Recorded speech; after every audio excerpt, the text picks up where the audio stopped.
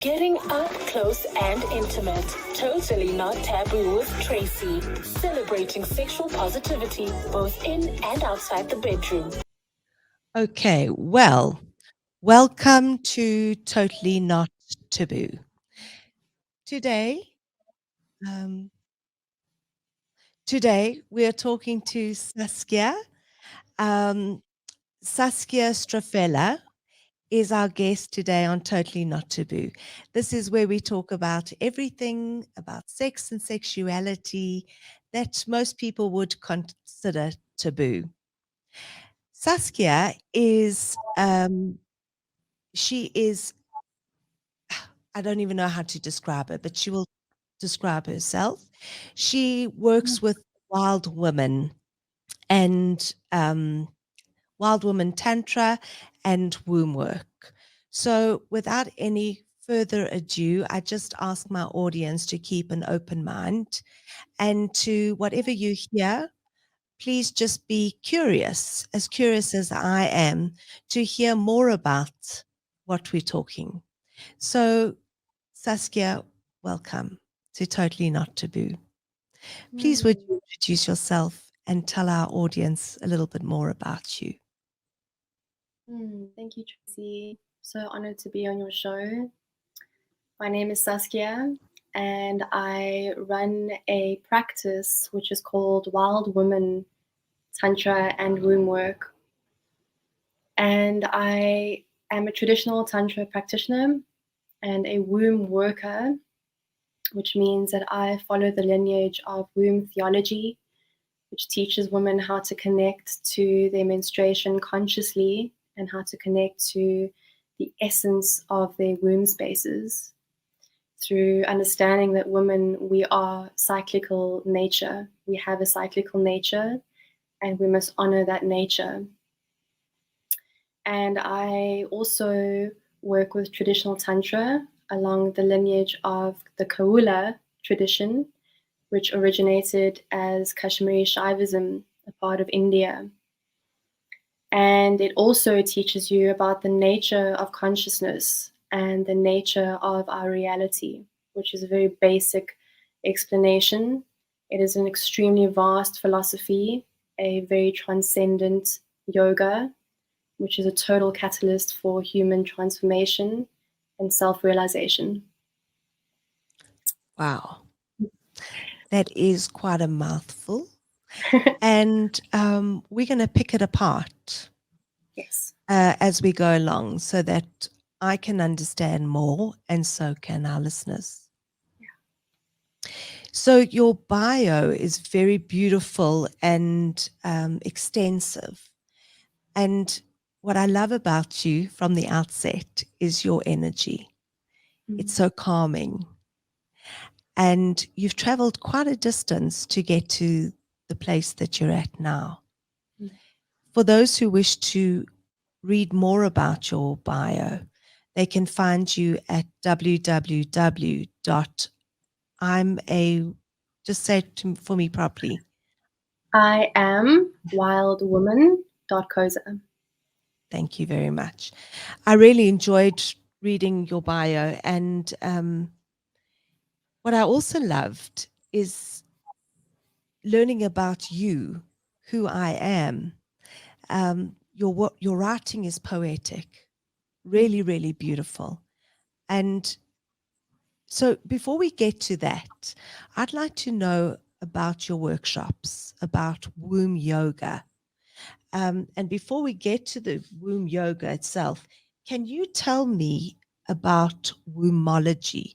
Do you pronounce it wombology or wombology? Wombology or womb theology, Okay.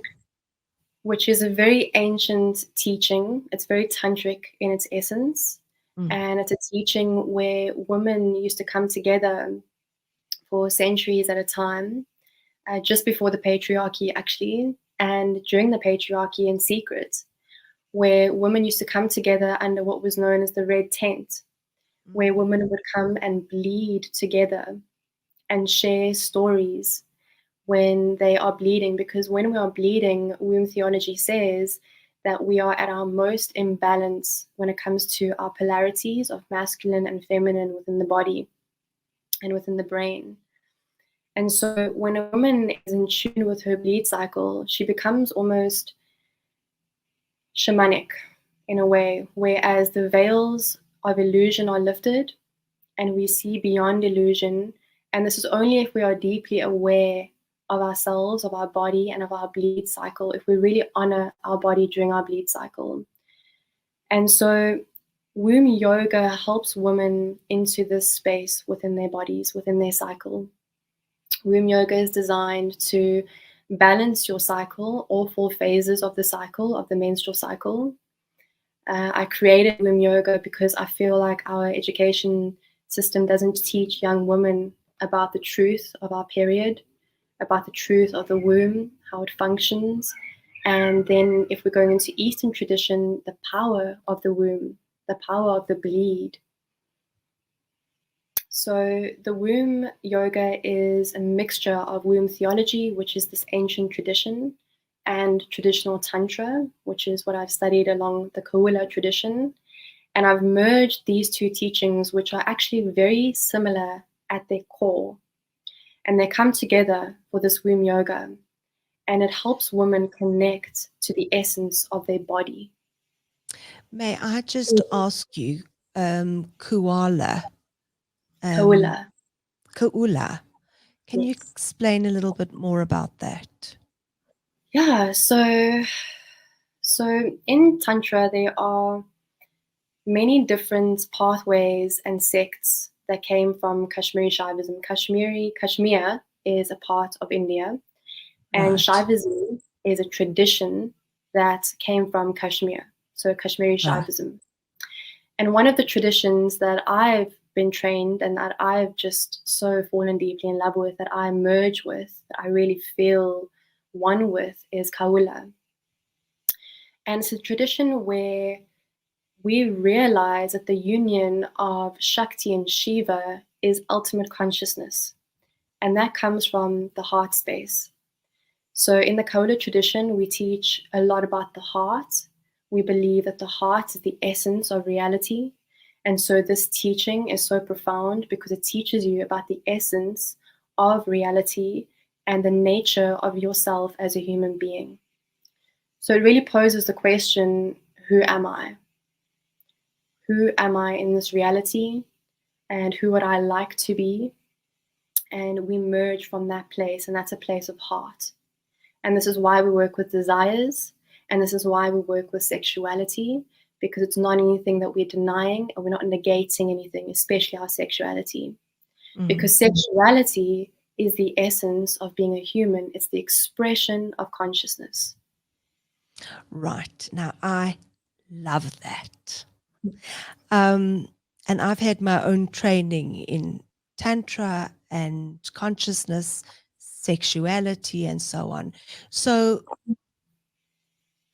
for me, that is the pinnacle. That is the foundation of all that we are, right? The consciousness that we bring into practicing. I can't really say practicing. You said it absolutely beautifully, is that our sexuality, when we become conscious in our sexuality, that's when we become real in our practice of sexuality. Yeah.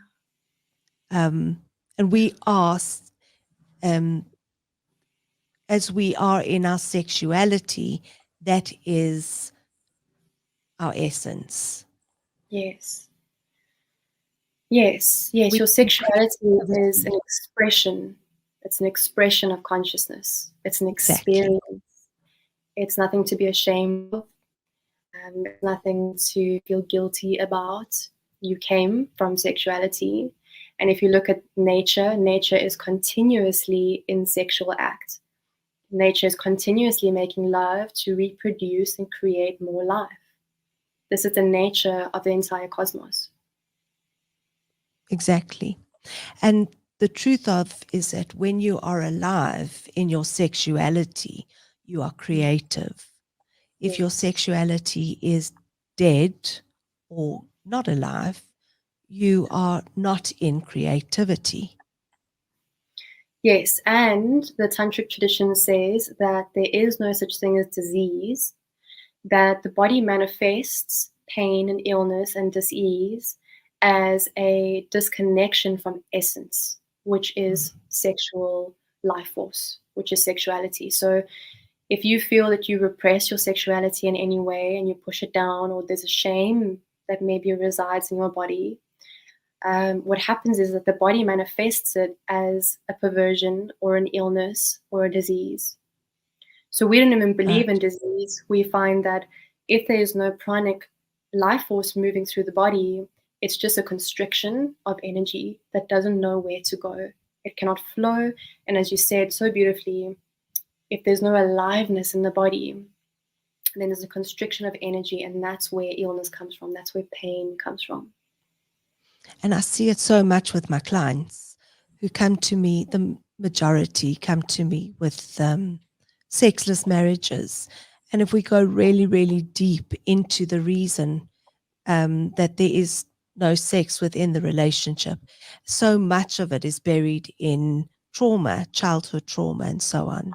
And once we release the trauma, childhood trauma, depression, addiction, and so on, then they can actually connect to their sexuality. Yes. And that aliveness and joy can start to be born again. Yes. They can start to connect on an intimate level. Yes, exactly that. And that intimacy, it begins with self, always. Absolutely. So we actually have to find that sexual energy within ourselves as individuals and rebirth it. In a way, it's not really finding, because we're Tantra, we don't believe in seeking anything that which we do not already have. You already are it. You are already the entire universe. And so your body is cosmic intelligence. The body has intelligence far beyond the mind's intellectual understanding.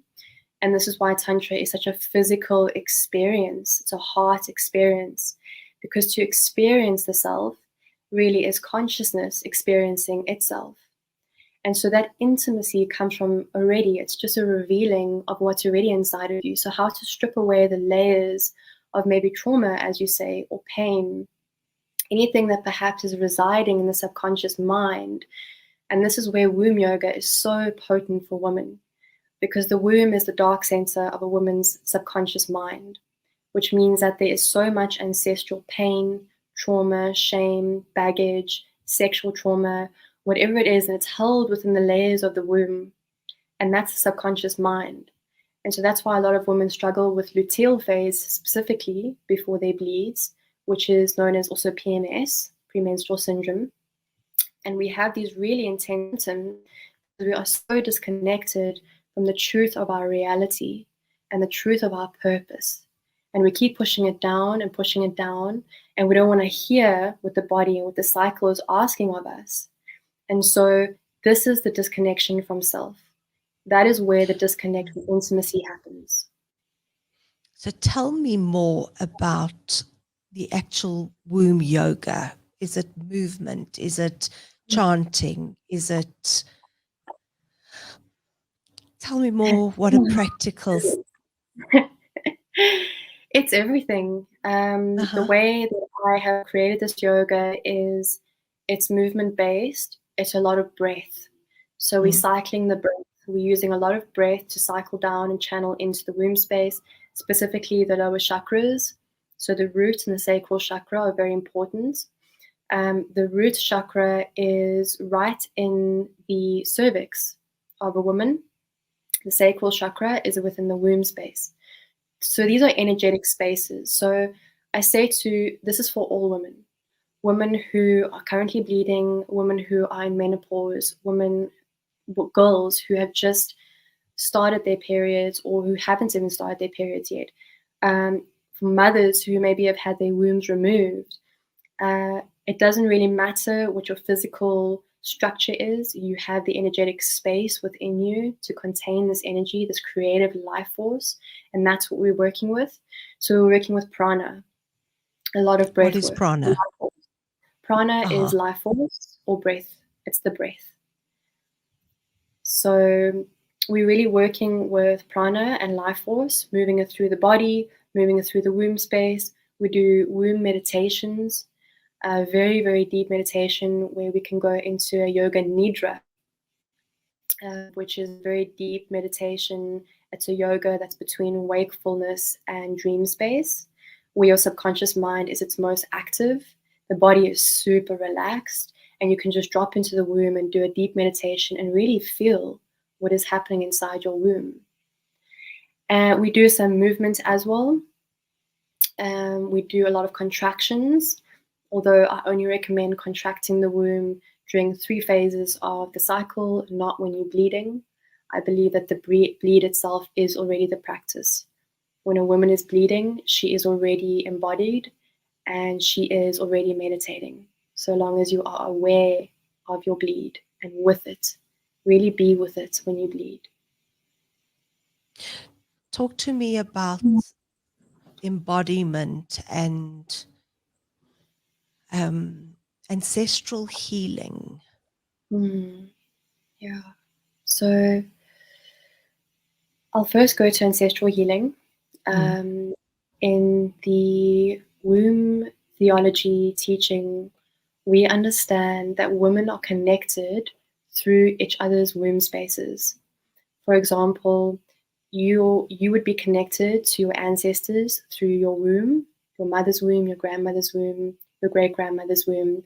And there is a lineage that is passed down to each woman through this space, through your womb space. And so often what happens is that when your mother was pregnant with you, she had her stories, she had her pain, she had her trauma. Maybe she didn't eat very well, or maybe she did. She had her mind and her thoughts and everything happening. Her consciousness was given to you through her womb as you grew in her womb. And so the first few years of your life, you in essence are very much tied to your mother. And it's important that as we continue along our life, we undo these ties, because often the stories that we hold in our bodies are not ours. They're our mothers, they're our grandmothers. And you can see this if you look at the women in your family. What are you carrying that all the women in your family are carrying? It could be a food disorder, it could be guilt, it could be shame, it could be money issues, it could be relationship issues, attracting abusive partners. There's so much. And so we look at, that's what ancestral mapping is, or ancestral ties. And so to work with the womb and come back home to your own womb is to come back home to your own essence and to your own reality, and to cut the ties of all the women in your life, which is, it's intense, and especially in the beginning, it can be really intense. It can feel very scary, very, very lonely, especially when you start on the journey. But your body is, as I said, highly intelligent. And so you find your way and you really meet yourself when you enter womb yoga. Wow. And then embodiment, that's what embodiment is to really embody your true nature. So who are you beyond the stories and the content of the subconscious mind? Who are you beyond the illusions? In Tantra, we call this Maya. That's illusion. Who are you behind all those illusions that society has put onto you, that perhaps social media has put onto you, that your school has taught you? So when we unlearn all of these things, we begin to connect the essence of who we really are. And that's where the magic happens. That's where the power is. So tell me more about Tantra as you understand. Well, I'm getting a sort of sense of Tantra as you teach it in this sense, because I think of Tantra as hands-on healing and working, touching with the body, and yoni and lingam work. And so can you give me more of an understanding of that? Yeah, of course. There is a lot of misinformation when it comes to the traditional tantric lineage. So when we talk about traditional tantra, meaning coming from the Kahula tradition, Kashmiri Shaivism, the tradition itself is all of it. It's a non-dual teaching that teaches you about the essence of your life, and that doesn't exclude or deny or negate sexuality, but it doesn't only work with sexuality. Mm. And there are many other traditions that have come from this specific lineage and have branched out into their own pathways, such as Neo Tantra, which in my Right. understanding, which in my understanding is very sexual based. That's, for me, that's conscious sexuality. Mm. I'm not entirely sure what their rituals are and what they do. I've never really been drawn to it. But in traditional Tantra, what we do is we are really learning how to meditate our entire lives. Your life becomes the meditation. You are connecting to your heart space and you are learning to fall in love with yourself again, to fall in love with your reality, to become so intimate with your reality that you are making love to your reality every moment of every day. And that's far beyond genital stimulation or Right. the armoring of the genital. It's all encompassing and it's so vast. So give me an example of falling Of in an love with your your energy every minute of every day yeah. of yourself. I mean, yeah, from your perspective. Yeah, from my experience, I can Yeah. only really speak from my experience. Yeah. So yeah, well, let me speak about my journey a little bit, just so it can make Mm. sense. Yes. Um, I've always been a woman that questions the nature of my existence. I've always questioned everything. It drove Mm. my parents insane. It drove bosses who I did work for insane. I never settled on what I was just told. I found there was Mm. always more. I needed more. I needed to understand more. I questioned everything. And so this is the basis of traditional tantric teaching, is that the question must be there, the inquiry must be there, the desire for life must be there. And so that's where it comes from, is that the heart remembers the texture of love through the teaching. Meaning, this teaching cannot be understood by the mind alone. This is why, for the first few months, maybe even years, like my training was a few years before I actually touched any texts, where you are moving and dancing and meditating your body. Everything is an oral transmission from teacher to student, from master to student, meaning you don't read anything. You are opening the body. The body is recognizing and remembering the teaching as an expression of love. It's divine love. It's God meeting God, essentially. And you remember that texture. You hear your teacher say something, and your whole body just opens, and you remember it. And so, this is what making love to your reality feels like, when your heart is pierced and you remember it as something that you recognize, that you know exists, that you know is real for you. And then you can go on to learning the actual texts and reading the books. Because then it makes sense, because now the body is open, the body is expanding, and so now your intellectual mind can now also understand. Mm. I remember being at a retreat once when we did so much Shakti movement, and I remember connecting with this heart source through movement, and it's almost like you do connect to that primal source, Yeah. that your body just knows where to go. Your body knows how to move, the sounds you make. It's instinctual, and it's crazy because it's something. It feels like home. So I get exactly what you're saying, and that for me resonates with the wild woman. Thank Really you. does. Yeah, I love that.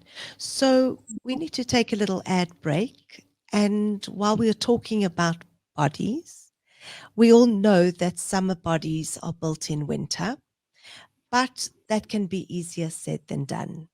So why not join fitness expert Mo on the Health Fix with Mo for an inspirational weekly fitness podcast show for fitness novices. Mo chats to the best in local health and fitness experts in an effort to get information to help you achieve your aesthetic, fitness, and health goals. Subscribe on YouTube, listen on any good podcast platform, or find it on www.yourmedia.co.za, your media, hashtag where you are. So back to Saskia. I don't think I'm really finished with the womb yoga, but for now, I'm really interested in the men's gatherings as well as the women's gatherings. And I know I keep saying this, but these thoughts are running through my head. For some who view this work as a little bit woohoo and a little bit taboo, which is why we're talking on Totally Not Taboo, tell me why it can be seen as woohoo or taboo. No, I actually love that question so much because woohoo means something that is mystical, right? Something that is maybe magical. Yes. And I think that's what people refer to something being woohoo when it cannot be understood with the intellectual mind, with the logical, linear thinking brain, which is the way we've been taught to exist in our society, especially as Western women or Western man. Nothing wrong with it. However, the body is a temple and it's an expression of consciousness. The body is to be used, it's to be moved. And so the body understands that this work is extremely mystical. Yes, it is extremely mystical and magical. And what happens is that you get to experience the essence of yourself through just your body. You're not transcending. We're not meditating to a point where we are wanting to be enlightened, where we are wanting to transcend or change. Tantra says, no, we're not here to change anything or transmute, not even transmute. All we are doing is creating such a deep awareness for what already exists here in the now. And through being so aware in the body, what happens is your body begins to spontaneously arise. Things, sensations, thoughts, memories, feelings start to arise. And when you are so aware in the body, intuitively aware, intrinsically aware, what happens is that this becomes the expression of consciousness. You are moving with the entire cosmos. This is what the teaching is saying. And for me, that can't be woohoo. It feels so perfect for me in my experience. I have tried many different things. I've done many different things. I've experimented with ayahuasca and different plant medicines. I've traveled across the world for my teachers. I've done vipassanas. I've done hypnoses, past life regressions. I've experienced a lot with my body. And when I look back, everything was pushing me into traditional tantric work. This teaching is the core of existence, and it is hard to understand with the mind. So I can imagine, there's lots of thoughts and questions arising, not really understanding what the truth of it is. Some people might be thinking it is woohoo, it's too much to really comprehend, and it's because it is. What I'm asking you to do is just to experience it. Come and experience it. Experience yourself.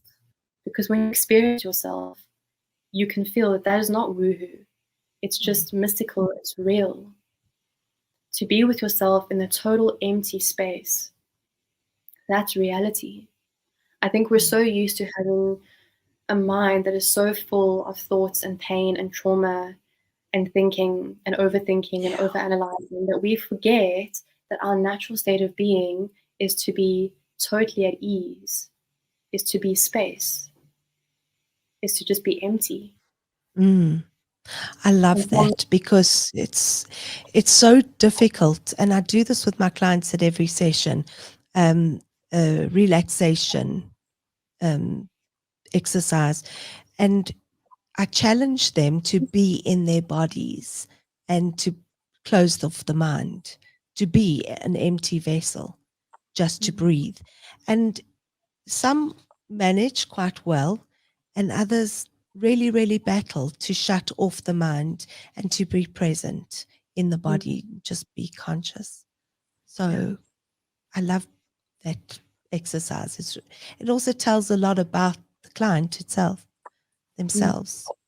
And I love the way you've said here the body is the playground for which consciousness wants to experience and express itself. Yeah. So in the tradition, we say that you are not your body, you are intrinsically more than your body. However, in Tantra, you are also your body, because without your body, you cannot experience the fullness of this expression. Consciousness wants to experience itself, and we don't do that unless we are in the body, experiencing yourself through all of your senses. There are 6 senses, all 5 of your sensory organs, and 6th sense of mystery. And that's what Tantra goes into, is that using all 5 of your senses, we drop into the mystery of life, of reality. And that's where we dance. That's where Tantrika just floats. Sure. That is one for my little toolbox to add. 6th sense, which is mystery. Love that. So tell me about the men's gatherings, because,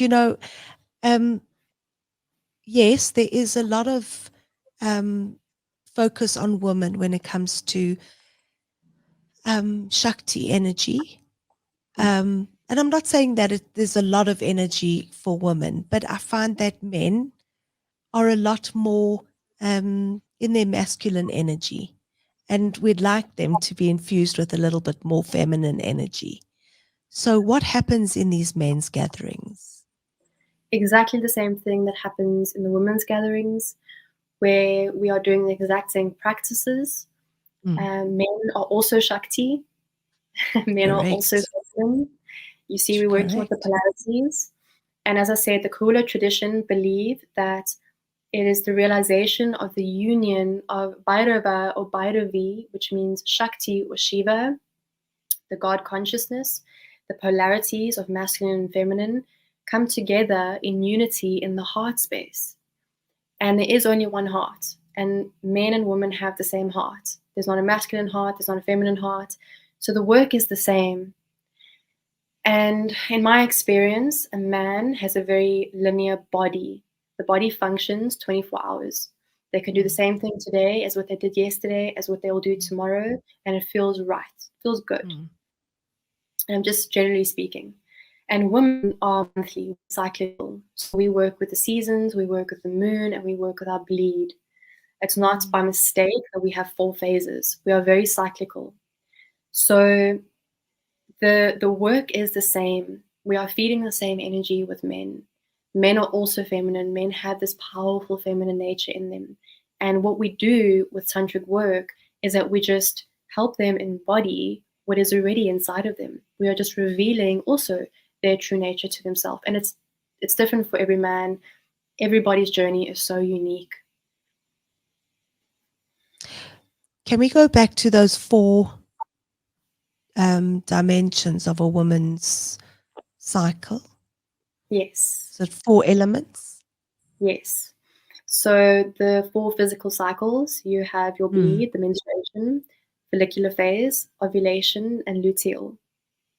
And in each of these phases, which last, different amounts of time for each woman, it's not the same for every woman. And this is what we must understand and accept about our own nature, is that every woman is so different. Your bleed is so different. Every bleed is unique.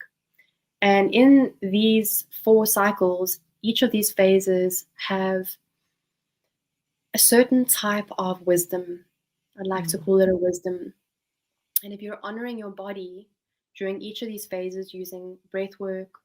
This is the womb work now. So you would use breath work, certain movements, journaling, visualization, meditation techniques to honor those specific cycles, to bring out and enhance each of those wisdoms in each of those cycles. That is what honoring your cycle means. That is what connecting to your essence means. And from that place, you can only succeed. You can only live the fullest life through your bleed. It's through your bleed that we can live the fullest life, the most pleasurable and most blissful life. So it's your bleed. It's your, if I can just say, premenstrual phase. Then it's your bleed. Well, so your premenstrual is your ovulation. No. Right. So the luteal phase is your premenstrual phase. Right. Then you bleed. And then you drop into follicular. What's it? I didn't hear you. Follicular. That's your ovulation? No, and then it's ovulation. Sorry, I'm actually in another phase of my life. So, yeah. You know, it surprises me, or actually it does not surprise me, how many women don't know this about their bodies, because I learned this in maybe grade 11, and then you never learn it again. You never hear about it again. And we pop tampons, or we use, stuff in our bleed, or we use birth control to take away our period and connect us, repress us from our femininity, which also represses our sexuality. And then we forget about it. And then we don't know where we are in our cycle. We don't even know what luteal means. Most women think it's PMS. And they constantly affirm that they're PMSing, which, words and thoughts are consciousness. They manifest. So if you're saying to yourself, oh, I'm PMSing, you are only going to have terrible symptoms every time you bleed. You are going to PMS. You will have premenstrual syndrome. So we're very careful of the narrative that we continue to use when it comes to our bleed cycle. It's so powerful. Our words are so powerful. I was going to ask you about contraceptives. And so tell us more. I love talking about this because it's really important for me to create a huge awareness around contraception, around birth control. First, I want to say that there's nothing wrong. If you are on birth control, you have nothing to be ashamed of. Women don't realize that when we are putting contraception, especially hormonal contraception, into the body, we are really poisoning our body. We are repressing our femininity. We are repressing our sexuality. What happens is that the hormonal contraception represses us in a way that allows us to forget our true nature. And I was on birth control for over 15 years, so I've had it for a long time. I got really sick. I had terrible migraines for a very, very long time, for more than half my life. And, my sexuality, my sexual essence was repressed for the longest time. What happens when you're on hormonal birth control, this is very fascinating, is that your body is in a constant state of pre-pregnancy. And there have been many studies that show that if a woman is in constant state of pre-pregnancy, she chooses a mate that is perhaps not in alignment to her true nature, because her body responds to a mate that needs to be less aggressive. Somebody who will not be threatening to her child that doesn't even exist in the body. So really taking that into consideration. There are studies, women can go look at this. This is real. Hormonal birth control is very toxic to the body. And what it's doing is that when we say, okay, I'll take this birth control, we are losing responsibility for our body. We are not becoming responsible for the language our body speaks. If we understood what the body does, if we understood what our cycle does and how it works, we wouldn't really need this. Yeah. It's about understanding your sexuality. When are you fertile? When are you not fertile? What does your body feel like when she's fertile? And so be responsible during that time. Fascinating. So what is being done to educate young women and more mature women about contraception and their femininity? Well, Not enough. not enough, that's for sure. Our education system, in my experience, really needs to change. We really need to teach young girls about the truth of the womb, of our period, the simplicity of it, the complexity of it, the power of it, and not to shame girls. Mothers speak openly to their girls about periods. Fathers speak openly to their girls about periods. Learn about it, educate yourself. It's nothing to be ashamed of. This is the essence. You come from this. You come from the Yeah. juice of this nectar. This is where you come from. This is the cosmic womb. Right. And then we also have to be very sensitive about safe sex. Yes. And so the education has to be quite balanced. Well, the education really should begin with knowing your body, right? So if we know the cycle and we understand what the body does during certain parts of the cycle, for example, when we're ovulating, which is you have a 5 to 6 day window period where you are very fertile and where you can fall pregnant. That's ovulation. The body gives you certain signals as to when you're ovulating. Your cervix excretes a thicker, whiter, more dense fluid, which is very stringy. You can feel that. You can touch that. Your body feels more energized. You feel more sexual. Your temperature increases. So there are certain signs that the body very intelligently shows us, and we are not listening to it. Instead, we are putting stuff in our body that represses those signals. And so we don't know anymore. We're out of touch with our natural processes, with our natural nature, cyclical nature. That requires, I think, quite a mature mind, and to try and teach young teenagers to be in touch with their body clocks.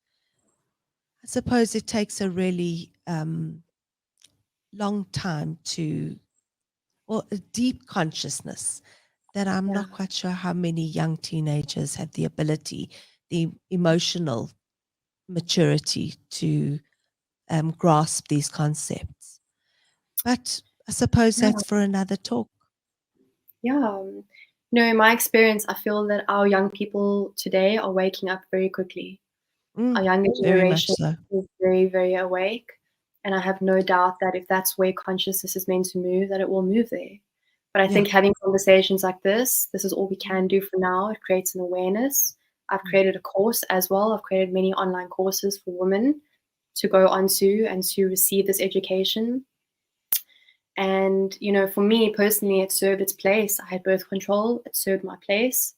I was very unconscious through many parts of my life. I needed it. It served me.